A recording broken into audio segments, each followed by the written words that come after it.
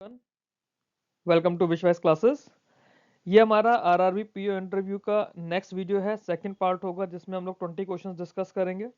First part में हमने 20 question discuss करे थे जिसमें हमने स्पेसिफिकली आरआरबी और नाबार्ड के स्ट्रक्चर को लेकर बात की थी। इस वीडियो के अंदर हम लोग थोड़ा बहुत एग्रीकल्चर रिलेटेड क्वेश्चंस और रूरल डेवलपमेंट रिलेटेड क्वेश्चंस को डिस्कस करेंगे। पहला question, question number 21, explain the main crop seasons in India. India के जो क्रॉप सीजन्स हैं हमें उसके बारे में बताना है। तो अगर क्रॉप सीजन्स की बात करें, हमारे पास तीन मेन तरह के क्रॉप सीजन्स होते हैं, खरीफ, रबी और जायद। तीन मेन सीजन्स होते हैं, खरीफ, रबी और जायद। ये तीन तरह की फसलें होती हैं। खरीफ सीजन कौन सा होता है? जो मानसून से शुरू होता है, मतलब जून जुलाई से। तो जो फसल बोई जाती है मानसून के टाइम पे बोई जाती है और हार्वेस्ट की जाती है सितंबर अक्टूबर में, जैसे राइस, मेज और कॉटन। रबी क्रॉप्स की बात करें तो रबी क्रॉप्स जो है खरीफ के बाद यानी विंटर्स में बोई जाती है अक्टूबर नवंबर के टाइम में, और हार्वेस्ट किया जाता है, मतलब फसल काटी जाती है मार्च अप्रैल के महीने में, जैसे वीट, मस्टर्ड, ग्राम। तीसरे आते हैं जायद क्रॉप्स। जायद क्रॉप्स क्या करते हैं? तो याद देखिए, यहाँ पे जून का टाइम आ गया और यहाँ पर ये अप्रैल का टाइम आ गया। तो ये जो टाइम आया इनके बीच का, मतलब बेसिकली मार्च से जून के टाइम का, वहां पर जायद क्रॉप्स उगाए जाते हैं, जैसे वाटरमेलन हो गया, खीरा हो गया। अब इसको मौसम के हिसाब से आप समझने की कोशिश करिए। हमारे पास सबसे पहले फाइनेंशियल ईयर शुरू कब से होता है? अप्रैल से। ठीक है, मेन क्रॉप्स हमने क्या पढ़े? खरीफ, रबी और जायद। फसल कब से उगानी है हमें? मॉनसून से। मॉनसून से पहले क्या आएगा? क्योंकि बहुत ज्यादा कंफ्यूजन आता है कि खरीफ कब आता है, रबी कब आता है। तो मॉनसून से शुरू करते हैं। KRZ, तीन चीजें हमारे पास है, खरीफ, रबी और जायद। KRZ, इसी सीक्वेंस में हमारा चलेगा मॉनसून से। पहले खरीफ आएगा, फिर रबी आएगा, लास्ट में जायद आएगा। एक चीज में ध्यान रखिए, जो राइस होता है ना, राइस को स्टैंडिंग वाटर दिया जाता है। ऐसे समझिए, इंडिया में बाढ़ कहाँ ज्यादा आती है? बिहार में और वेस्ट बंगाल में। बिहार में और वेस्ट बंगाल में बाढ़ ज्यादा आती है। बाढ़ ज्यादा आएगी तो वहां पे चावल ज्यादा खाया जाएगा। ये सिर्फ समझने के लिए है, ठीक है? किसी के सेंटिमेंट हर्ट नहीं कर रहा, सिर्फ समझाने के लिए। वहां पे क्योंकि पानी ज्यादा होगा, तो ज्यादा पानी में हमें चावल उगाना होता है। तो ज्यादा पानी वाला फसल हम कब बोएंगे? मानसून के टाइम पे। नॉर्थ की तरफ अगर हम लोग देखें, यूपी में, इधर यूपी नॉर्थ में, वेस्ट में, या फिर पंजाब में, हरियाणा में, यहाँ पे ठंडा ज़्यादा होता है। ठंडा ज़्यादा होता है तो हम लोग क्या करते हैं? गेहूँ ज़्यादा खाते हैं। यहाँ के पराठे फेमस होते हैं ना, नॉर्दर्न इंडिया के पराठे फेमस है। क्यों? क्योंकि यहाँ पे ठंड ज़्यादा है। ठंड ज़्यादा है मतलब यहाँ पे सर्दियों की फसल कौन सी हुई? रबी। उसमें क्या उगाते हैं? गेहूँ उगाते हैं। तो राइस और वीट दो बहुत इंपॉर्टेंट है, और ये रबी और खरीफ के साथ हमेशा कंफ्यूजन क्रिएट करता है बच्चों को। आप कितना भी पढ़ लो, इंटरव्यू के टाइम में जाके कंफ्यूजन होने लगता है, तो प्रैक्टिस अच्छे से करनी है। फिर बात आती है जायद क्रॉप्स की। जायद क्रॉप्स की बात करें तो जो गर्मियों के फल होते हैं ना, खीरा हो गया, ककड़ी हो गई, तरबूज हो गया, ये आपके जायद क्रॉप्स होते हैं।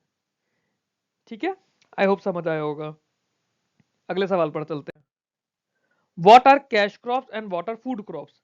फूड क्रॉप्स और कैश क्रॉप्स क्या होते हैं? तो जो फूड क्रॉप्स होते हैं ना, वो डायरेक्टली ह्यूमन कंजम्पशन के लिए उगाए जाते हैं, जैसे चावल हो गया, गेहूं हो गया, दालें हो गई। और जो कैश क्रॉप्स होते हैं, वो डायरेक्टली ह्यूमंस के लिए नहीं, इनडायरेक्टली ह्यूमंस के लिए होते हैं, बट उनका जो ऑब्जेक्टिव होता है, नाम से पता चला ना, कैश, मतलब उन्हें कैश चाहिए, मतलब वो कॉमर्शियल पर्पसेस के लिए किए जाते हैं, जैसे cotton, sugar cane, tea, coffee, रबड़। ये हमारे कैश क्रॉप्स कहलाते हैं। तो जो फसलें डायरेक्ट ह्यूमन कंजम्पशन के लिए होती हैं, वो हमारा फूड क्रॉप्स हो गई। और जिन फसलों का प्रोड्यूस हमारा दूसरी कंपनीज में जाता है, ताकि उन कंपनीज को डायरेक्ट बेची जाए, उसके बाद वो ह्यूमन कंजम्पशन के लिए आता है, जैसे कॉटन, शुगर केन, टी, वो हमारा कैश क्रॉप कहलाता है। ठीक है, आगे चलते हैं। अच्छा, आप जब इंटरव्यू में बैठेंगे, क्योंकि आप आरआरबी के इंटरव्यू के लिए बैठ रहे हैं, तो आपसे आपकी स्टेट के मेजर क्रॉप्स पूछे जा सकते हैं। ये आप लोग अपनी अपनी स्टेट्स के लिए खुद से पढ़कर जाएंगे, किसकी स्टेट में या डिस्ट्रिक्ट में या आप में से किसी की खेती है, तो वो आपसे बिल्कुल पूछ सकते हैं। जैसे मैं अगर अपनी बात करूं तो मैं यूपी से हूं। मेरे लिए मेजर क्रॉप्स क्या है? Rice, wheat, sugar cane, potato, pulses, oil seeds. ये मेरे यूपी के लिए मेजर क्रॉप्स हैं। आपकी स्टेट के लिए क्या है, ये आप लोग कंफर्म करेंगे।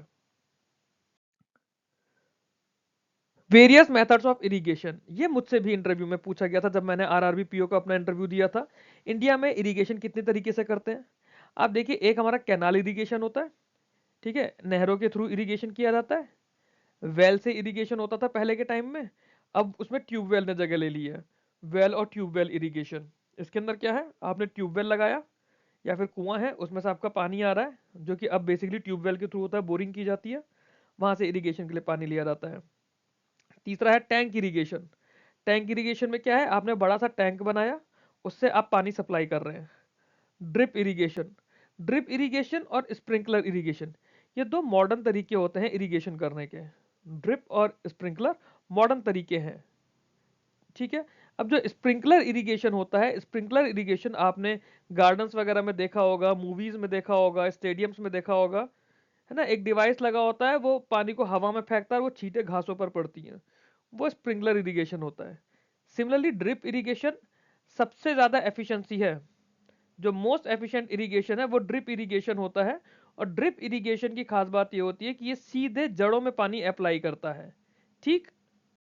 क्वेश्चन नंबर 25 बहुत ज़्यादा इंपॉर्टेंट है। क्वेश्चन नंबर 25 में बहुत सारी चीज़ें एक साथ मैंने सिंगल टेबल के अंदर दी हैं। वेरियस एग्रीकल्चरल रेवोल्यूशंस, अलग अलग तरह के एग्रीकल्चर रेवोल्यूशन हुए हैं, जैसे ग्रीन रेवोल्यूशन और वाइट रेवोल्यूशन तो हम सब लोगों ने काफ़ी बार पढ़ा है, हमें पता होना चाहिए। ग्रीन रेवोल्यूशन किस चीज़ के लिए था, फूड ग्रेन के प्रोडक्शन के लिए था, मेजरली इसमें व्हीट और राइस लिया गया था। वाइट रेवोल्यूशन की बात करें तो मिल्क प्रोडक्शन के लिए था, इसे हम लोग ऑपरेशन फ्लड के नाम से भी जानते हैं। ब्लू रेवोल्यूशन की बात करें तो फिश और फिशरीज के डेवलपमेंट के लिए है। Yellow revolution oil seed production के लिए है। गोल्डन रेवोल्यूशन हॉर्टिकल्चर के लिए है, जिसमें फ्रूट्स, वेजिटेबल और हनी है। सिल्वर रेवोल्यूशन एग और पोल्ट्री प्रोडक्शन के लिए है। फिर आया red revolution, red revolution meat और टोमेटो प्रोडक्शन के लिए आया।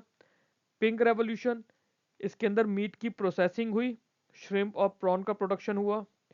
ब्राउन रेवोल्यूशन हुआ जिसमें कोका, कॉफी, लेदर का प्रोडक्शन होना शुरू हुआ। राउंड रेवोल्यूशन पोटैटो के लिए हुआ। ग्रे रेवोल्यूशन फर्टिलाइजर्स के लिए हुआ। Golden fibre revolution jute production के लिए हुआ, ठीक है। आगे चलते हैं। स्मॉल और मार्जिनल फार्मर्स कौन होते हैं, हमने आरआरबीज के लिए बार बार पढ़ा कि स्मॉल और मार्जिनल फार्मर्स के डेवलपमेंट के लिए है, उन्हें इकोनॉमिक सपोर्ट करने के लिए है, बट वो होते कौन है। तो मार्जिनल फार्मर्स वो होते हैं जिनके पास 1 हेक्टेयर से कम की लैंड होती है खेती के लिए। हो सकता है कि नहीं भी हो, बट ओवरऑल अगर लैंड है भी तो वो 1 हेक्टेयर से कम होती है। स्मॉल फार्मर्स वो होते हैं जिनके पास 1 से 2 हेक्टेयर ऑफ लैंड होती है खेती के लिए। जब जमीन थोड़ी सी है तो प्रोडक्शन थोड़ा सा होगा, थोड़ी सी ही इनकी सोर्सेज ऑफ अर्निंग होगी। They form the majority of India's farming community and are primary beneficiaries of agriculture credit schemes. तो एग्रीकल्चर क्रेडिट स्कीम्स मेजरली इन्हीं के लिए होती हैं, इन्हीं को दी जाती हैं, क्योंकि बहुत बड़ा सेक्टर हमारा, मतलब बहुत बड़ा चंक हमारा ऐसा मास ऐसा है जो स्मॉल या मार्जिनल फार्मर्स हैं। अगला सवाल देखते हैं, एग्रीकल्चर लोन्स क्या होते हैं, explain the types and purpose. काफी अच्छा सवाल है। आप अगर आरआरबी के इंटरव्यू में जा रहे हैं, आप वहां पे पूछ अपने आप को बता रहे हैं, अपने आप को प्रेजेंट कर रहे हैं, और वो आपसे यही पूछ लेंगे कि एग्रीकल्चर लोन आरआरबी देते हैं वो क्या होता है, किस लिए होता है। तो एग्रीकल्चर लोन्स वो होते हैं जो फार्मर्स को दिए जाते हैं फार्मिंग और एलाइड एक्टिविटीज के लिए। एलाइड एक्टिविटीज कौन सी होती हैं, जो फसल बोने उगाने के साथ साथ की जाती हैं। मेनली 3 तरह के हमारे लोन्स होते हैं एग्रीकल्चर लोन्स में, short term loans, medium term loans और लॉन्ग टर्म लोन्स। जो शॉर्ट टर्म लोन्स होते हैं सीड्स, फर्टिलाइजर्स और वर्किंग कैपिटल के लिए दी जाती है। मीडियम टर्म लोन इक्विपमेंट्स के लिए या माइनर इंप्रूवमेंट्स के लिए दिए जाते हैं। और जो लॉन्ग टर्म लोन्स होते हैं ये लैंड डेवलपमेंट के लिए, इरिगेशन के लिए और मशीनरी के लिए दी जाती हैं। तो ये 3 तरह के हमारे एग्रीकल्चर लोन्स होते हैं और ये उनका पर्पस है, ठीक है। आगे चलते हैं। Role of MSP in agriculture, agriculture में एमएसपी का रोल हमें बताना है। बहुत इंपॉर्टेंट सवाल है, करंट अफेयर्स का हमेशा पार्ट बना होता है। तो एमएसपी क्या होता है, एमएसपी होता है मिनिमम फिक्स्ड प्राइस, है ना। तो ये बेसिकली इसकी फुल फॉर्म में मिनिमम सपोर्ट प्राइस। ये वो फिक्स प्राइस है जो गवर्नमेंट ने फिक्स कर दिया है, मतलब गवर्नमेंट ने बोल दिया है कि, मान लेते हैं एक एग्जांपल मैंने लिया है वीट का। गवर्नमेंट ने बोल दिया कि गेहूं की एमएसपी है 2125 रुपए, है ना। ये प्रति क्विंटल के हिसाब से है। अब अगर मान लो मंडी में वीट का रेट इससे ज्यादा है, तो किसान के पास ऑप्शन है कि वो मंडी में बेच सकता है ना। वो एमएसपी पे नहीं बेचेगा। मान लो मंडी में उसका रेट 2200 मिल रहा है, वो एमएसपी पे फिर सरकार को नहीं बेचेगा, 2200 बेच देगा। बट अगर मंडी में, क्योंकि कई बार क्या होते हैं, जो लोग होते हैं वो स्टोरेज कर लेते हैं, मिडिल मैन होते हैं, उन्होंने स्टोर करके रख लिया पहले और उसके बाद में रेट गिरा दिया। रेट उन्होंने कर दिया 1900 रुपए प्रति क्विंटल। अब 1900 रुपए प्रति क्विंटल अगर मंडी में रेट हो रहा है, तो किसान के पास ऑप्शन है कि वो इस एमएसपी पे सरकार को अपना गेहूं बेच दें। तो ये होता है एमएसपी का कॉन्सेप्ट। फार्मर्स को इससे इनकम सिक्योरिटी मिलती है और उन्हें मोटिवेशन मिलता है कि फार्मिंग में कंटिन्यू करते चलें। क्लियर? ये है हमारा रोल ऑफ एमएसपी या फिर मिनिमम सपोर्ट प्राइस। फिर है किसान क्रेडिट कार्ड। किसान क्रेडिट कार्ड क्या होता है? किसान क्रेडिट कार्ड एक क्रेडिट स्कीम है जिसे 1998 में लॉन्च किया गया। ठीक है, फार्मर्स को क्रॉप प्रोडक्शन और एलीड एक्टिविटीज के लिए एक टाइमली और अफोर्डेबल क्रेडिट देने की बात की गई। लिमिट जो इसकी है, लैंड होल्डिंग कितनी है, क्रॉपिंग पैटर्न क्या है, स्केल ऑफ फाइनेंस क्या है, उन सब चीजों पर डिपेंड करता है और आमतौर पर 5 साल के लिए दिया जाता है। इंटरेस्ट रेट इस पर 7% का होता है। ठीक है, 5 साल 7% और लिमिट है 3 लाख तक की। बट क्योंकि इस पे गवर्नमेंट का इंटरेस्ट सबवेंशन वगैरह मिलता है, कई बार गवर्नमेंट के अलग अलग बेनिफिट्स मिलते हैं किसानों को, और अगर प्रॉम्प्टली रीपेमेंट होता रहे, है ना, विद प्रॉम्प्ट रीपेमेंट, जो इफेक्टिव रेट आएगा वो 4% पर एनम रह जाता है। ये है हमारा किसान क्रेडिट कार्ड। अगला सवाल देखते हैं। Challenges faced by Indian agriculture today, है ना, आपसे ये भी पूछा जा सकता है कि आप रूरल डेवलपमेंट की बात कर रहे हो, एग्रीकल्चर डेवलपमेंट की बात कर रहे हो, उनमें चैलेंजेस क्या क्या हैं। तो इंडियन एग्रीकल्चर क्या क्या चैलेंजेस देखता है? सबसे पहली चीज, जो हमारा एग्रीकल्चर है वो मानसून पे डिपेंड करता है। मानसून पे डिपेंड करता है। बहुत सारे किसान, अभी हम लोगों ने पढ़ा कि स्मॉल और मार्जिनल फार्मर्स है, स्मॉल और फ्रेगमेंटेड लैंड होल्डिंग्स है, खेती की जमीन ही as compared to the number of farmers उनके पास काफी कम है। लो फार्मर इनकम है। जब मानसून पे डिपेंड है, पूरे साल की खेती उससे अफेक्ट होती है, छोटी छोटी जमीनें हैं तो उनकी इनकम भी कम हो जाएगी। अब इसके अलावा इश्यूज चल रहे हैं जैसे क्लाइमेट चेंज, ग्रीन रेवोल्यूशन का ड्रॉबैक आया था, soil degradation, rising input cost, है ना, इनपुट कॉस्ट भी बढ़ रही है। इन सब चीजों से प्रोडक्टिविटी अफेक्ट होती है। फिर क्योंकि किसान सारे अमीर नहीं है, उनके पास पैसा लिमिटेड है, जिसकी वजह से मॉडर्न टेक्नोलॉजी का एक्सेस लिमिटेड है, इरिगेशन लिमिटेड है, एफिशिएंट मार्केट्स नहीं है हमारे पास। ये सब भी एग्रीकल्चर ग्रोथ को रेस्ट्रिक्ट करके रखते हैं। तो ये सारे हमारे वो चैलेंजेस हैं जो इंडिया का एग्रीकल्चर सेक्टर आज की डेट में फेस कर रहा है। ठीक, आगे चलते हैं अगले सवाल पे। Question number 31, self help groups क्या होते हैं और इनका आइडियल साइज क्या होता है? तो सेल्फ हेल्प ग्रुप के हमने कई बार कॉन्सेप्ट पढ़ा है, एसएचजी हम लोग कहते हैं। क्या होता है? बेसिकली एक small informal group of people होता है ना, जो एक सिमिलर सोशो इकोनॉमिक बैकग्राउंड से आते हैं और आपस में मिलके ये लोग किटी, जैसे सिटीज में हम लोग किटीज डालते हैं, ये लोग थोड़ा थोड़ा पैसा करके सेव करते हैं रेगुलरली और आपस में एक दूसरे को लोन देते हैं। जो आइडियल साइज होता है एसएचजी का वो 10 से 20 मेंबर्स का होता है, बट कुछ एरियाज में 5 मेंबर्स तक भी हो सकता है कि 5 से 20 लोगों का एक सेल्फ हेल्प ग्रुप बना दिया। नाम से ही ना, self help group. Self help group, ऐसा ग्रुप जो खुद की हेल्प कर रहा है। वो कैसे कर रहा है? सब लोगों ने 2-2 हजार 5-5 हजार रुपए करके इकट्ठे करे। मान लो 20 लोग हैं, सबने 5-5 हजार रुपए करके इकट्ठे करे, 1 लाख रुपए हो गए। अब उसमें से किसी को कुछ खरीदना है, कोई मशीन खरीदनी है 40-50 हजार रुपए की, उसको उसमें से 40-50 हजार रुपए मिल गए, उसने अपनी मशीन खरीद ली, धीरे धीरे इनका पैसा वापस करने लग गया। इस तरह से सेल्फ हेल्प ग्रुप्स काम करते हैं। What are the objectives purpose of SHGs? Why are SHGs needed in rural India? दो सवाल हैं इसके अंदर, आंसर ऑलमोस्ट सेम ही है ना, कि उनका ऑब्जेक्टिव क्या है, पर्पस क्या है, और रूरल इंडिया में हमें सेल्फ हेल्प ग्रुप्स की नीड क्या है। ऑब्जेक्टिव है to promote thrift, self reliance and access to credit for the rural poor. जो गांव के गरीब लोग हैं उन लोगों को थ्रिफ्ट करना, सेल्फ रिलायंस बनाना और उन्हें क्रेडिट फैसिलिटीज का एक्सेस देना। एसएचजीज क्यों जरूरी है? क्योंकि ये अफोर्डेबल माइक्रो क्रेडिट प्रोवाइड करते हैं, विमेन एम्पावरमेंट प्रमोट करते हैं, सेविंग्स हैबिट इनकलकेट करने की कोशिश करते हैं। मनी लेंडर्स जो होते हैं, जो स्पेशली वो जो वैसे गांव में साहूकार वगैरह होते हैं जो ज्यादा रेट ऑफ इंटरेस्ट पे पैसा देते हैं, उन पे डिपेंडेंस कम करते हैं। Support livelihood and entrepreneurship, livelihood और एंटरप्रेन्योरशिप को भी सपोर्ट करते हैं। तो इसलिए एसएचजीज की हमें रूरल इंडिया में नीड पड़ती है, या फिर यही उनका ऑब्जेक्टिव या फिर पर्पस है। एग्जाम में, इंटरव्यू में आपसे क्वेश्चन किसी भी तरह से पूछा जा सकता है। अगला सवाल देखते हैं। Explain the concept of SHG bank linkage program. ये इंपॉर्टेंट है, SHG bank linkage program, SBLP. SBLP क्या होता है? नाबार्ड ने सन 1992 में लॉन्च किया था। इसके अंदर क्या था, जो सेल्फ हेल्प ग्रुप्स थे ना, उन्हें फॉर्मल बैंकिंग इंस्टीट्यूशन के साथ लिंक करने की एक प्रक्रिया शुरू करी थी, एक ये प्रोसेस शुरू किया था। इसमें बैंक जो होते हैं सेविंग्स और क्रेडिट फैसिलिटीज देते हैं एसएचजीज को, उनका ट्रैक रिकॉर्ड देखते हुए। और इसमें खास चीज क्या होती है कि विदाउट कोलेट्रल होता है। एसएचजी बैंक लिंकेज प्रोग्राम जो है वर्ल्ड का लार्जेस्ट माइक्रो फाइनेंस प्रोग्राम है। इटसेल्फ ये वर्ल्ड का लार्जेस्ट माइक्रो फाइनेंस प्रोग्राम है, एसएचजी बैंक लिंकेज प्रोग्राम। ठीक है। और जब ये रूरल सेक्टर में जब भी हम कोई इस तरह का क्रेडिट दे रहे हैं तो दो चीजें जो इसमें हो रही हैं, पहला फाइनेंशियल इंक्लूजन में हेल्प करता है, दूसरा वुमेन एम्पावरमेंट में हेल्प कर रहा है। तो एसबीएलपी की अगर हम लोग बात करें, एसएचजी बैंक लिंकेज प्रोग्राम क्या है? एक प्रोग्राम है जो कि नाबार्ड ने साल 1992 में लॉन्च किया था, है ना, जिसके अंदर सेल्फ हेल्प ग्रुप्स को फॉर्मल बैंकिंग इंस्टीट्यूशन के साथ लिंक किया गया था। इस प्रोग्राम के अंदर बैंकों ने सेविंग्स और क्रेडिट फैसिलिटीज दी एसएचजीज को, जो कि उनके ट्रैक रिकॉर्ड के हिसाब से देखा गया था, without any kind of collateral. ये वर्ल्ड का लार्जेस्ट माइक्रो फाइनेंस प्रोग्राम है जो कि फाइनेंशियल इंक्लूजन और विमेन एम्पावरमेंट में बहुत बड़ा रोल प्ले करता है।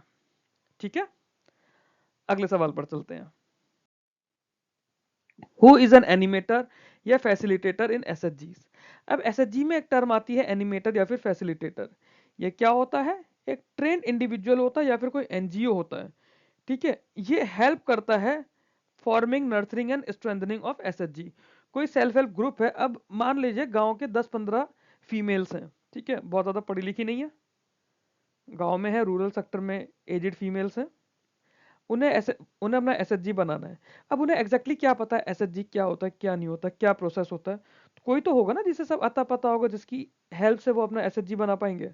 तो जिसकी हेल्प से कर रहे हैं उसको एनिमेटर या फिर फैसिलिटेटर बोला जाता है। They mobilize members, conduct meetings, promote savings, maintain records, and act as a link between SHGs and banks. ठीक है, तो ये होता है हमारा कॉन्सेप्ट ऑफ एनिमेटर या फिर facilitator in self help groups. What are the membership condition of SHG? अब जब एसएचजी की हम लोग बात कर रहे हैं तो उसकी मेंबरशिप कंडीशंस क्या है? पहला, जो प्राइमरी इसकी डेफिनेशन में ही था, सिमिलर सोशियो इकोनॉमिक बैकग्राउंड से होना चाहिए। ग्रुप साइज 10 से 20 मेंबर का होता है, बट कुछ स्पार्स कंडीशन में, जोग्राफिकल टेरेंस में 5 मेंबर तक किया जा सकता है। Member must agree to regular savings and meetings.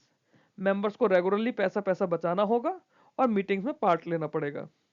Mutual trust जरूरी है, डिसिप्लिन जरूरी है, और पीयर अकाउंटेबिलिटी, मतलब आपस में आपको एक दूसरे की जिम्मेदारी लेनी होगी, क्योंकि तभी आप किसी को पैसा दे पाओगे। अदरवाइज पैसा आपको क्यों मिलेगा? कोई बैंक भी आपको क्यों पैसा देगा अगर आप एक दूसरे की जिम्मेदारी ही नहीं ले सकते? Preference is given to women and weaker section. जो प्रेफरेंस है सेल्फ हेल्प ग्रुप्स की, वो वीमेन को और वीकर सेक्शन को दी जाएगी। ठीक है, तो क्या कंडीशन हो गई?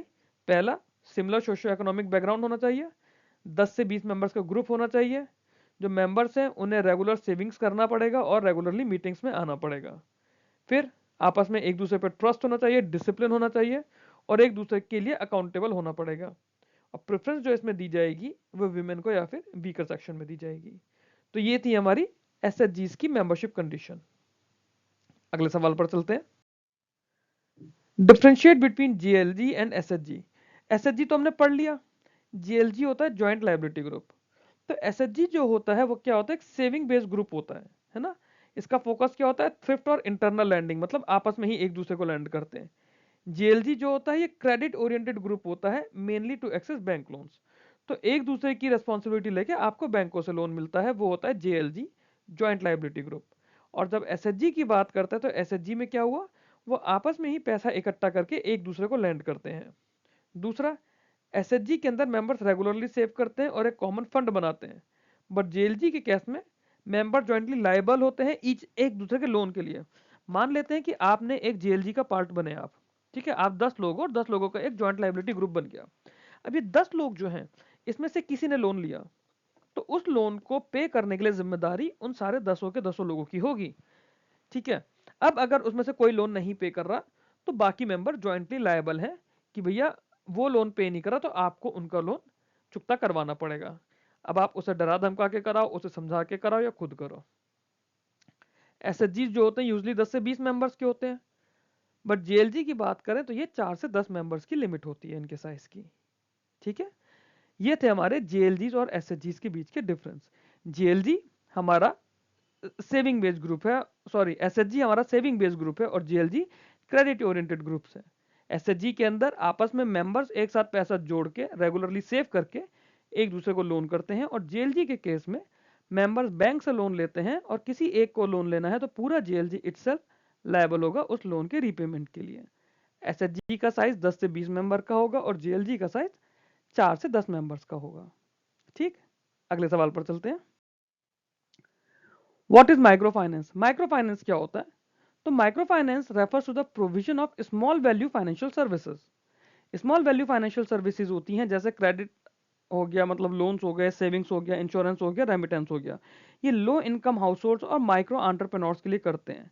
इसका ऑब्जेक्टिव होता है फाइनेंशियल इंक्लूजन को प्रमोट करना, सेल्फ एम्प्लॉयमेंट करना और पॉवर्टी एलिविएशन करना। क्या हो गया? फाइनेंशियल इंक्लूजन, सेल्फ एम्प्लॉयमेंट और पॉवर्टी एलिविएशन। ठीक, अगला सवाल देखते हैं। माइक्रो फाइनेंस इंस्टीट्यूशंस क्या होते हैं? तो वो इंस्टीट्यूशन जो माइक्रो फाइनेंस का काम करते हैं, मतलब माइक्रो क्रेडिट देते हैं या फिर बाकी फाइनेंशियल सर्विसेज देते हैं लो इनकम ग्रुप के लोगों को, वो कहलाते हैं हमारे माइक्रो फाइनेंस इंस्टीट्यूशंस। ठीक है, अब इसमें जैसे जो माइक्रो फाइनेंस इंस्टीट्यूशन एनबीएफसीज होती हैं वो होती हैं इसके अंदर, एनजीओज होते हैं, कोऑपरेटिव सोसाइटीज होती हैं, कि इनका जो फोकस होता है वो लाइवलीहुड प्रमोशन और फाइनेंशियल इंक्लूजन पर होता है। बहुत सारे एनजीओ हैं, बहुत सारी एनबीएफसीज हैं, बहुत सारे कोऑपरेटिव सोसाइटीज हैं जो कि अपने आप में माइक्रो फाइनेंस इंस्टीट्यूशंस हैं। ठीक, अगला सवाल देखते हैं। रूरल फाइनेंसिंग में अलग अलग रिस्क क्या है? अब रूरल फाइनेंसिंग, आप जब गांव में किसानों को लोन दे रहे हो तो उसमें क्या तरह के रिस्क हैं?